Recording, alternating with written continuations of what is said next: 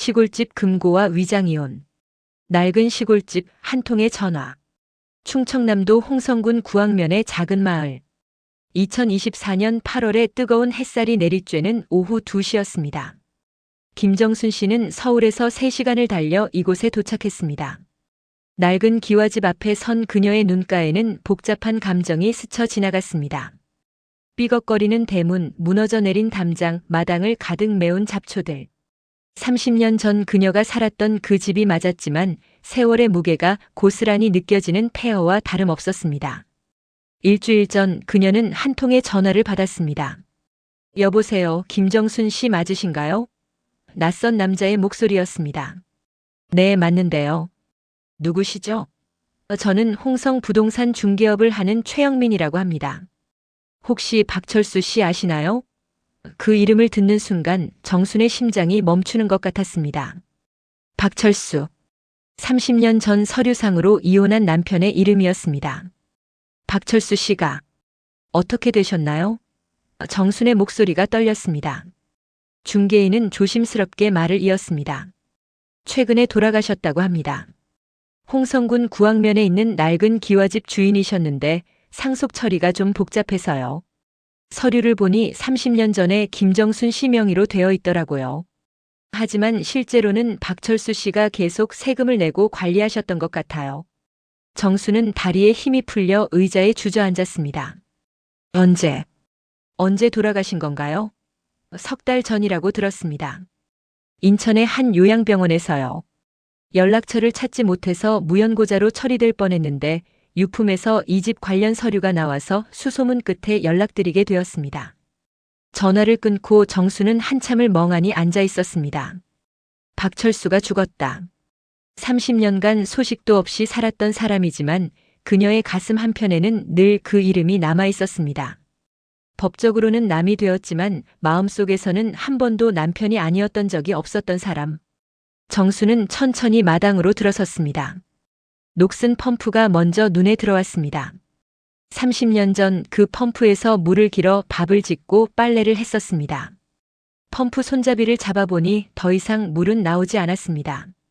마당 한쪽에는 장독대가 기울어진 채 서 있었습니다. 깨진 항아리 조각들이 여기저기 흩어져 있었습니다. 뒤뜰로 돌아가니 감나무가 보였습니다. 놀랍게도 아직 살아 있었습니다. 가지는 많이 잘렸지만 새잎이 돋아나 있었습니다. 정수는 감나무 줄기를 어루만졌습니다. 거친 나무 껍질이 손바닥에 닿았습니다. 너는 살아있구나. 우리가 떠난 후에도 혼자 잘 버텼구나. 집 안으로 들어가자 곰팡이 냄새가 코를 찔렀습니다. 먼지가 두껍게 쌓여 있었고 거미줄이 천장 구석구석에 쳐져 있었습니다. 안방 문을 열자 오래된 장롱과 화장대가 그대로 있었습니다. 장롱 문을 열어보니 누렇게 변색된 이불과 옷가지들이 있었습니다. 그 중에는 남편의 작업복도 있었습니다. 정수는 작업복을 꺼내 들었습니다. 어깨와 팔꿈치 부분이 닳아 있었습니다. 화장대 서랍을 열자 작은 나무 상자가 나왔습니다. 상자 안에는 빛바랜 사진들이 들어 있었습니다. 1985년 5월의 결혼식 사진이 맨 위에 있었습니다. 젊은 시절의 정순과 철수가 웨딩드레스와 턱시도를 입고 환하게 웃고 있었습니다. 철수는 수줍은 미소를 짓고 있었고 정수는 행복에 겨워 눈이 반달처럼 휘어져 있었습니다. 다음 사진은 1987년 아들 민재의 돌잔치 사진이었습니다. 돌상 앞에서 한복을 입은 민재가 실타래를 잡고 있었습니다. 철수가 민재를 안고 있었고 정순이 옆에서 박수를 치고 있었습니다. 그때만 해도 그들은 평범한 행복한 가족이었습니다. 마지막 사진은 1989년 봄에 찍은 가족 사진이었습니다. 시골로 내려온 지 얼마 안 된 때였습니다. 집 앞 감나무 아래서 찍은 사진이었는데 세 사람 모두 억지로 웃고 있는 것 같았습니다. 이미 그때 그들은 알고 있었을 것입니다. 곧 헤어져야 한다는 것을.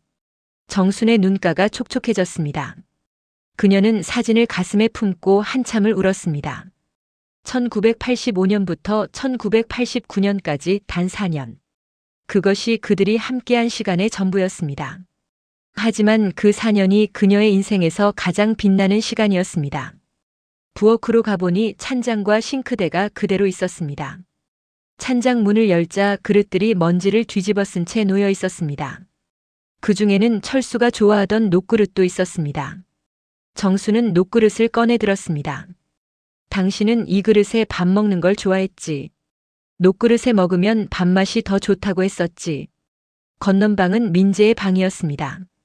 작은 책상과 책장이 있었고 벽에는 아직도 민재가 그린 그림이 붙어 있었습니다. 태양과 집, 그리고 3명의 사람이 손을 잡고 있는 그림이었습니다. 그림 아래에는 삐뚤빼뚤한 글씨로 우리 가족이라고 적혀 있었습니다. 정수는 책상 서랍을 열었습니다. 연필과 지우개, 그리고 작은 수첩이 들어 있었습니다. 수첩을 펼쳐보니 민재의 일기였습니다. 1989년 11월 15일. 아빠가 서울로 갔다. 엄마가 울었다. 나도 울었다. 아빠 보고 싶다. 짧은 문장이었지만 10살 아이의 마음이 고스란히 느껴졌습니다. 다락방으로 올라가는 계단은 삐걱거렸습니다. 다락방에는 각종 살림살이가 쌓여 있었습니다. 이사 올 때 가져온 서울 살림들이었습니다. 그 중에는 정순이 아끼던 피아노 악보집도 있었습니다. 정수는 악보집을 펼쳤습니다. 엘리제를 위하여, 월광 소나타, 그리고 철수가 좋아하던 로망스. 악보 여백에는 그녀가 적어놓은 메모들이 있었습니다. 철수 생일날 연주하기, 민재 학예회 반주곡 같은 메모들. 다락방 구석에는 큰 트렁크가 하나 있었습니다. 자물쇠가 걸려 있었지만 녹슬어서 쉽게 부서졌습니다. 트렁크를 열자 철수의 물건들이 나왔습니다. 목수 도구들, 설계도면, 그리고 일기장. 정수는 일기장을 펼쳤습니다. 1988년 10월 3일. 오늘도 빚쟁이들이 찾아왔다. 정순이는 모르게 혼자 만났다. 이자만 100만 원을 달라고 한다. 어디서 구할 수 있을까? 정순이와 민재만은 지켜야 하는데. 1989년 2월 15일. 변호사를 만났다. 위장 이혼을 하면 재산을 지킬 수 있다고 한다. 정순이에게 어떻게 말할까? 가슴이 찢어진다. 1989년 11월 30일. 내일 서울로 떠난다. 정순이와 민재를 두고 가는 게 죽을 것 같다. 하지만 이것만이 그들을 지키는 길이다. 언젠가 다시 만날 수 있겠지. 그때까지 버텨야 한다. 정수는 일기장을 덮었습니다. 남편도 똑같이 아팠던 것입니다. 아니, 혼자 모든 짐을 짊어진 남편이 더 아팠을 것입니다. 그녀는 다시 안방으로 내려왔습니다. 방 한가운데 서서 둘러보니 30년 전 그날이 떠올랐습니다. 위장이혼의 진실. 1989년 12월 1일 새벽 4시. 아직 어둠이 걷히지 않은 시간이었습니다. 정수는 부엌에서 김밥을 만들고 있었습니다. 철수가 좋아하는 우엉과 단무지, 계란을 넣은 김밥이었습니다. 옆에서는 된장찌개가 끓고 있었습니다. 철수가 일어나 부엌으로 왔습니다. 벌써 일어났어? 당신 아침 먹고 가야지. 두 사람은 말없이 아침을 먹었습니다. 된장찌개에 밥을 말아 먹는 철수의 눈가가 붉어져 있었습니다. 민재는? 철수가 물었습니다. 아직 자고 있어. 깨우지 말자. 어차피 설명도 못할 거고. 철수가 고개를 끄덕였습니다. 나중에 다 크면 설명하자. 아빠가 미안하다고 꼭 돌아올 거라고 전해줘. 정순이 숟가락을 내려놓았습니다. 당신 정말 가야 해? 같이 있으면 안 돼? 철수가 정순의 손을 잡았습니다. 그럼 다 잃어. 집도 땅도 다 압류당해. 너하고 민재는 거리로 나앉게 돼. 정순이 눈물을 흘렸습니다. 그래도 같이 있고 싶어. 철수가 정순을 안았습니다. 나도 그래. 하지만 지금은 이게 최선이야. 내가 서울 가서 돈 벌어 빚 갚고 꼭 돌아올게. 길어야 5년이면 될 거야.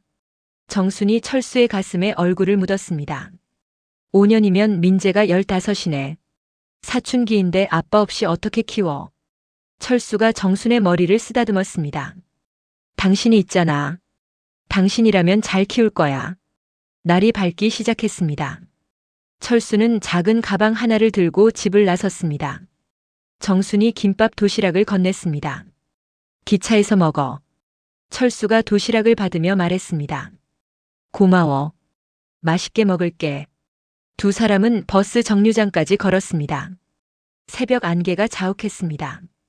멀리서 버스 불빛이 보였습니다. 정순아. 철수가 정순의 얼굴을 마주 보았습니다. 나 믿지? 정순이 고개를 끄덕였습니다. 믿어. 당신을 믿어. 철수가 정순의 이마에 입을 맞췄습니다. 사랑해. 정말 사랑해. 버스가 도착했습니다. 철수가 버스에 올랐습니다. 창문 너머로 철수가 손을 흔들었습니다. 정순도 손을 흔들었습니다. 버스가 멀어질 때까지. 버스가 시야에서 사라지자 정순은 그 자리에 주저앉아 울었습니다. 얼마나 울었을까? 해가 완전히 떠올랐을 때 그녀는 일어났습니다. 집으로 돌아가니 민재가 일어나 있었습니다. 엄마 아빠는? 정순이 민재를 안았습니다. 아빠는 일하러 갔어. 돈 많이 벌어서 올 거야. 민재가 울먹였습니다. 언제 와? 곧 올 거야. 조금만 기다리자. 며칠 후 정수는 면사무소로 불려갔습니다. 직원이 서류를 내밀었습니다. 김정순 씨 맞으시죠? 이 집하고 텃밭이 김정순 씨 명의로 넘어왔네요. 등기 이전 완료됐습니다. 정순이 서류를 받아들었습니다. 떨리는 손으로 서류를 확인했습니다. 집과 텃밭이 모두 그녀의 이름으로 되어 있었습니다.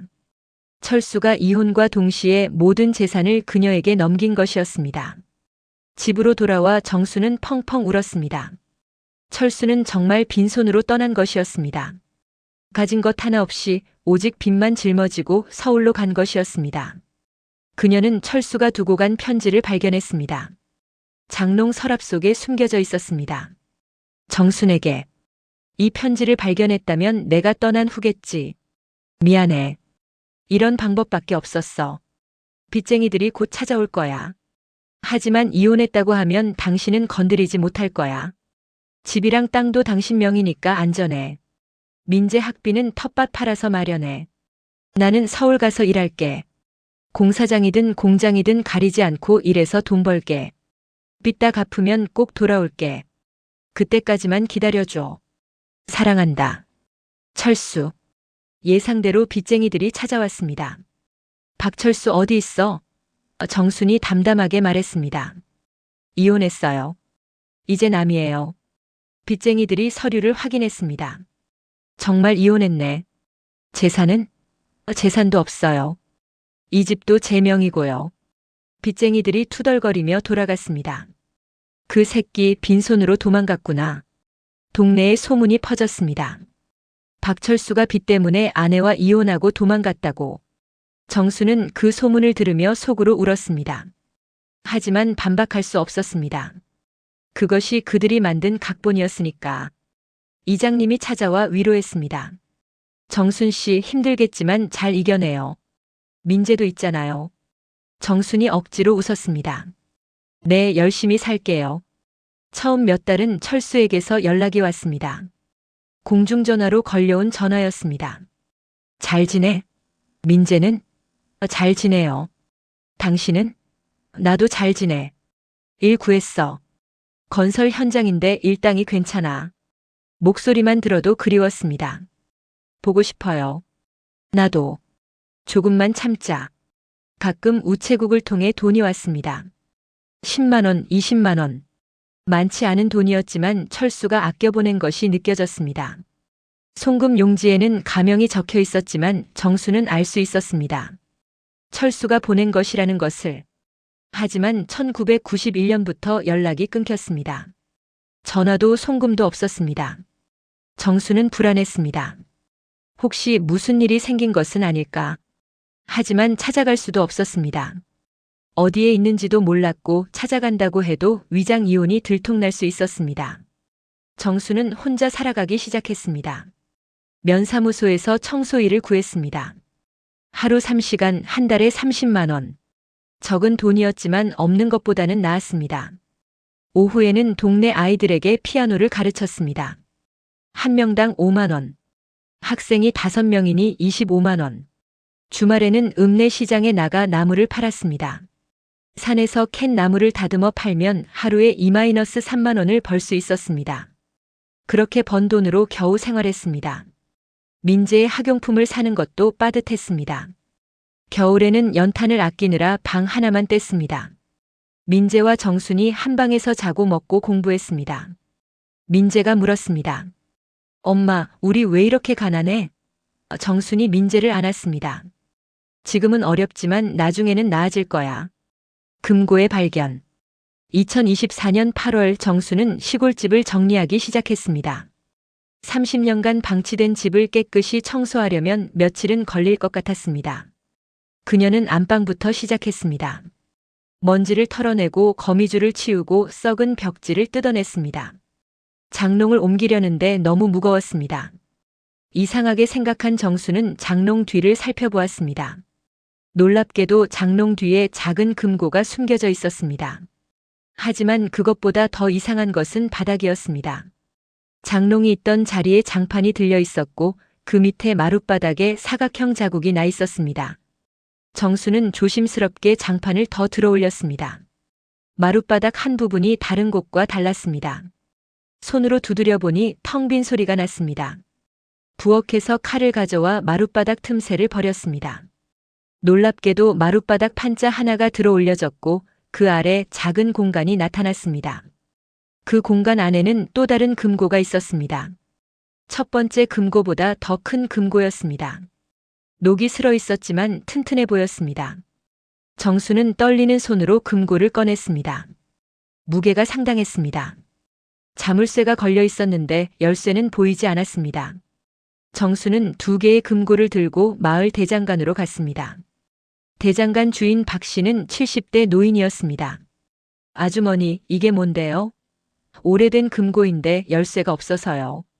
열어주실 수 있을까요? 박 씨가 금고를 살펴보았습니다. 꽤 오래된 거네요. 한 20-30년은 된 것 같은데. 자물쇠를 부수면 열 수 있을 거예요. 쇠망치와 정을 이용해 자물쇠를 부수는데 30분이 걸렸습니다. 첫 번째 작은 금고가 먼저 열렸습니다. 안에는 서류 봉투와 사진첩이 들어 있었습니다. 사진첩을 펼쳐보니 정순이 본 적 없는 사진들이 있었습니다.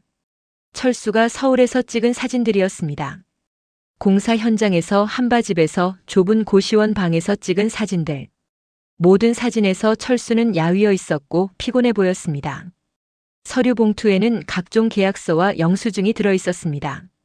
철수가 일했던 건설 현장들의 근로계약서, 일당을 받은 영수증, 그리고 빚을 갚은 증명서들이었습니다. 정수는 날짜를 확인했습니다. 1990년부터 2000년까지 10년간의 기록이었습니다. 철수는 10년 동안 하루도 쉬지 않고 일한 것 같았습니다.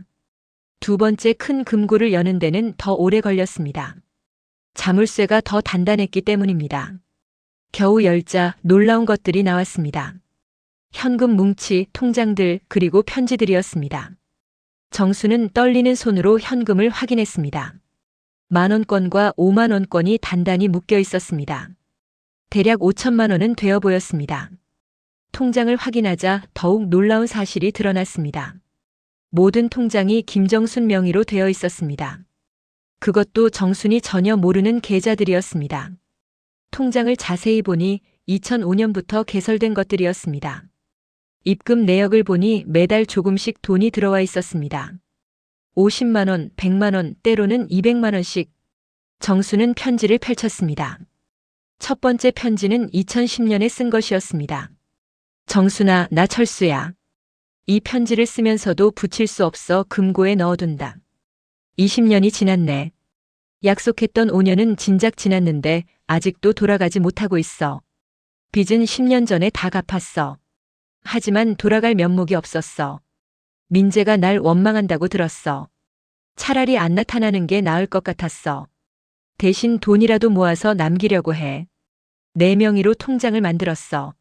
나중에 필요할 때 쓰도록 해. 두 번째 편지는 2015년에 쓴 것이었습니다. 정순아, 오늘 멀리서 너를 봤어. 시장에서 장 보는 모습을. 많이 늙었더라. 나 때문에 고생한 것 같아 미안해. 다가가고 싶었지만 그럴 수 없었어. 민재도 봤어. 직장인이 됐더라. 정장 입은 모습이 멋있었어. 내가 키우지도 못한 아들이 저렇게 잘 자라줘서 고마웠어. 내가 잘 키운 거야. 고마워. 세 번째 편지는 2019년에 쓴 것이었습니다. 정순아, 병원에서 폐암 진단을 받았어. 30년간 공사장에서 일하면서 먼지를 너무 많이 마신 것 같아. 의사가 수술하자는데 거절했어. 이제 와서 무슨 수술이야. 남은 시간 동안 더 많이 벌어서 남기고 싶어. 내가 나 없이도 편하게 살 수 있도록. 민재 결혼했다며? 손자도 생겼다고 들었어. 축하해. 할아버지 노릇도 못하는 내가 무슨 자격이 있겠냐만. 네 번째 편지는 2022년에 쓴 것이었습니다. 정순아, 이제 일을 못하게 됐어. 숨쉬기가 힘들어. 요양병원에 입원했어. 그동안 모은 돈을 정리했어. 현금 5천만 원, 통장에 3천만 원, 보험금 2천만 원. 도합 1억이야. 큰 돈은 아니지만 내가 남은 인생 편하게 살기에는 충분할 거야. 이 금고를 언제 발견할지 모르겠지만 발견했을 때는 내가 없을 때겠지. 마지막 편지는 2024년 5월에 쓴 것이었습니다. 글씨가 많이 흐트러져 있었습니다. 정순아, 이제 정말 끝인 것 같아. 의사가 길어야 석 달이래. 가끔 정신이 흐릿해져. 그럴 때마다 옛날 생각이 나. 우리 처음 만났을 때 결혼식 날, 민재 태어나던 날. 행복했어. 비록 짧았지만 후회되는 게 많아. 위장이혼 같은 거 하지 말걸. 그냥 같이 고생하더라도 함께 있을걸. 사랑한다. 죽어서도 사랑할 거야. 나는 끝까지 내 남편이야. 정수는 편지를 읽으며 오열했습니다.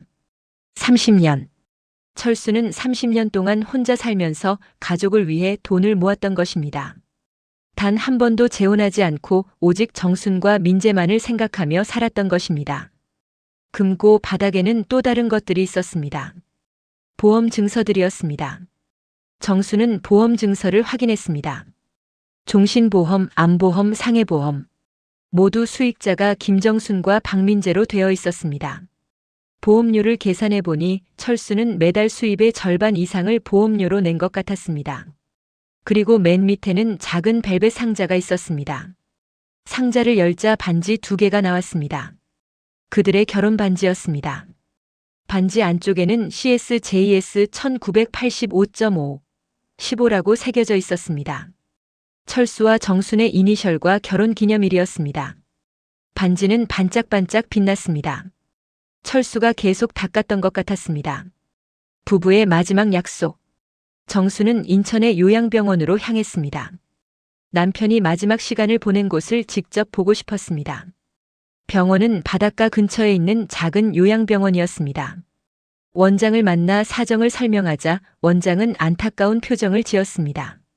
박철수 어르신을 기억합니다. 1년 반 정도 계셨는데 마지막 6개월은 거의 의식이 없으셨어요.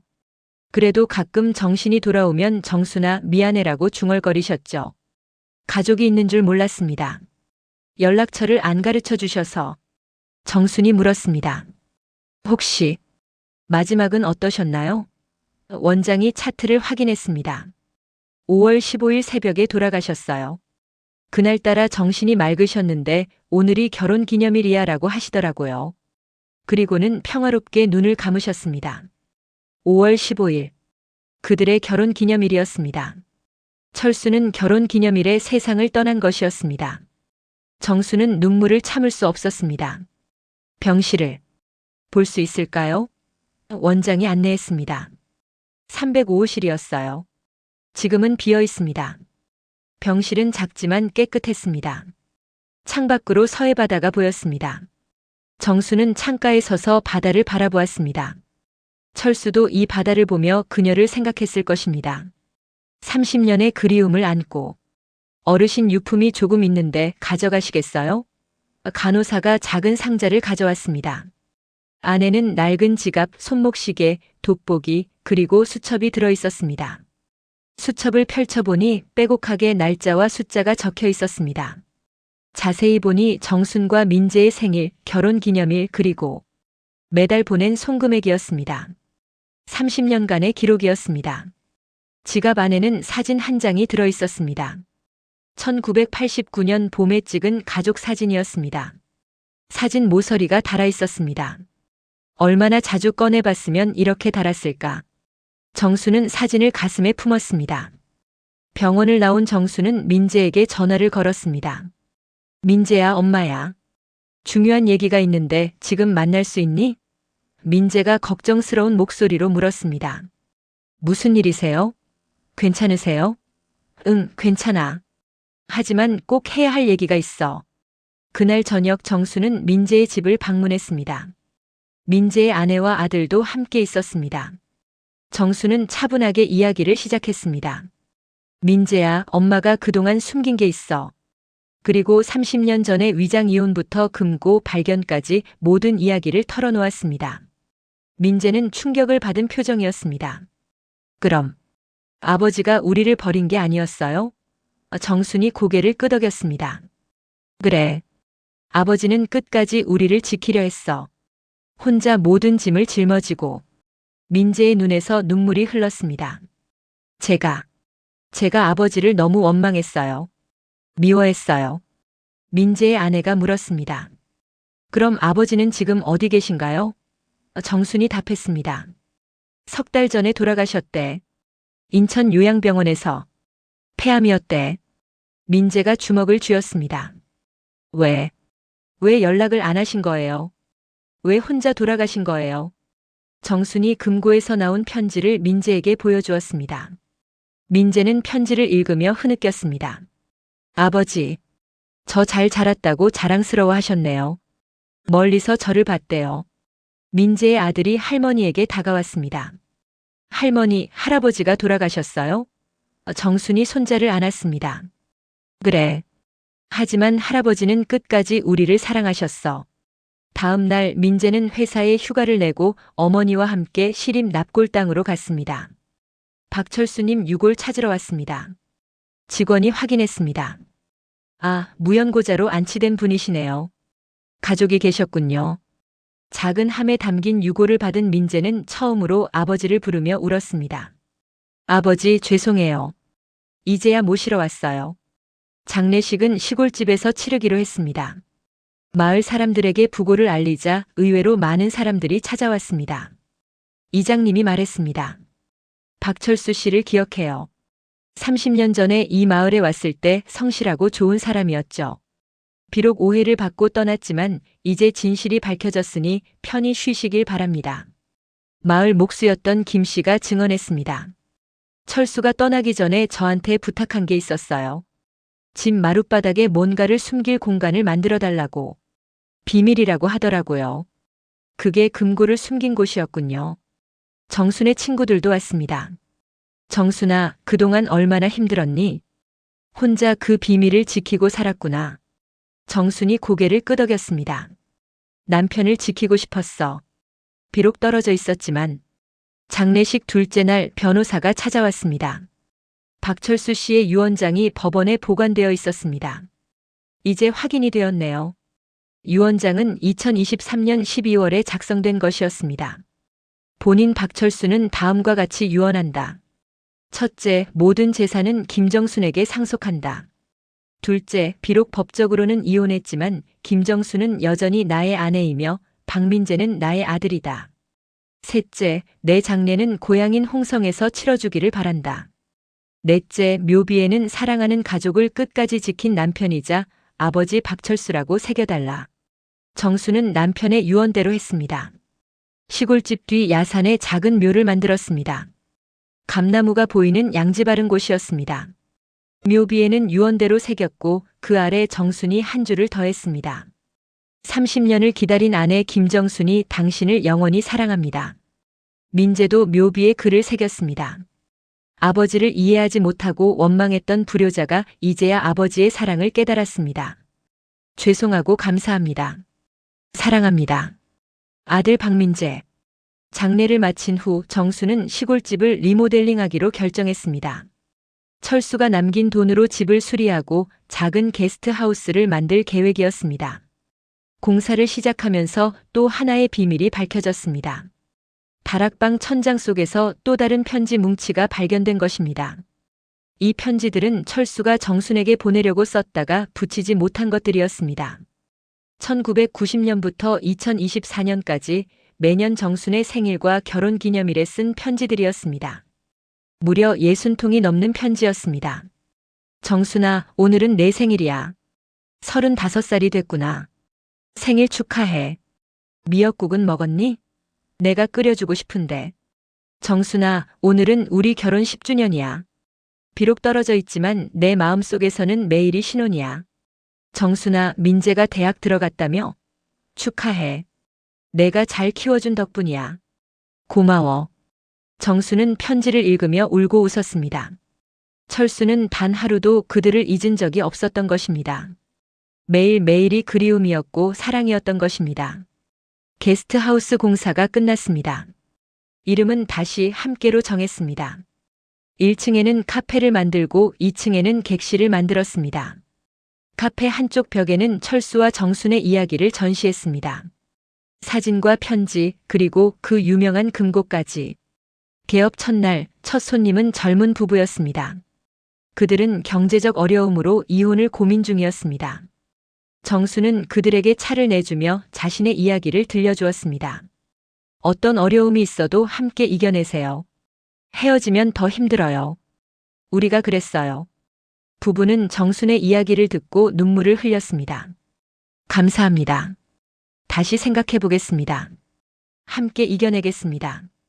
민재는 아버지의 이야기를 책으로 만들기로 했습니다.